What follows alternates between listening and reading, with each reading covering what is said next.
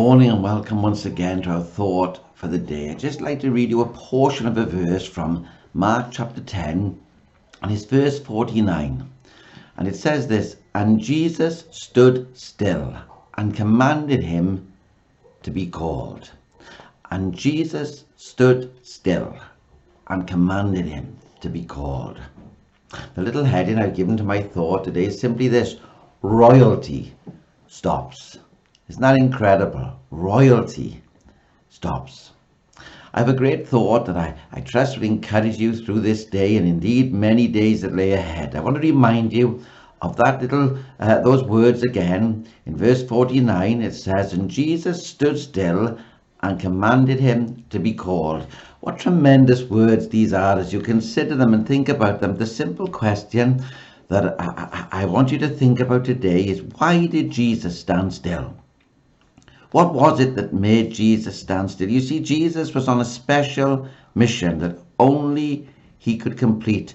To all others, it was a mission impossible.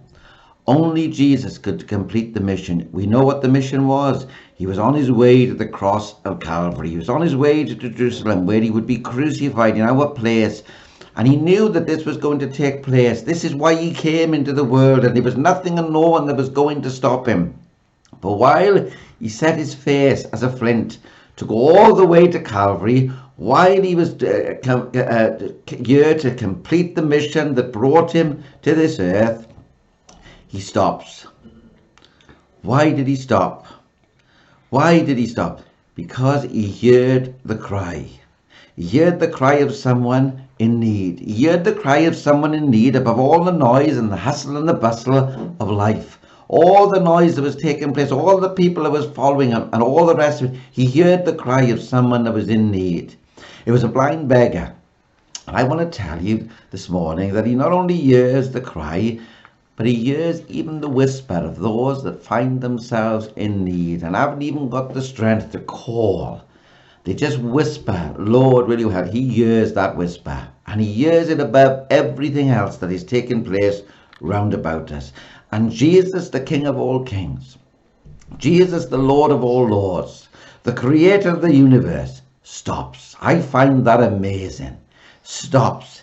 He hears the voice of the burdened heart. He hears you if you call upon him today. Verse 48 tells us that the crowd tells this man to be quiet, but still he calls. People will tell you to be quiet. They'll say the Lord is not interested in you. There's nothing he can do for you. But I want to tell you this morning, don't listen to man. Listen to God's word. He tells you to call upon him in the day of trouble. He tells you to do it. And if you call upon him in time of need, he will meet that need. And he was not only on his way to die, but he was on his way so that he could purchase our salvation through his blood. He's not on his way to die anymore, but he has already died. And not only has he died, but he has risen from the dead victoriously. Jesus commanded the man to be brought to him. Do you notice that he commanded the man to be brought to him? When everyone else was trying to push him away, Jesus said, "I want to see that man. You bring him to me." And he commands you to come to him today. Jesus asked the beggar a question. He says, "What wilt thou that I should do unto thee?" He said, "Lord, that I might receive my sight." That's what I want you to do. I want to receive my sight. And it goes on to say these words, and I find these words incredible. It says, immediately he received his sight and followed Jesus. Did you hear that word, immediately? Isn't that a wonderful word?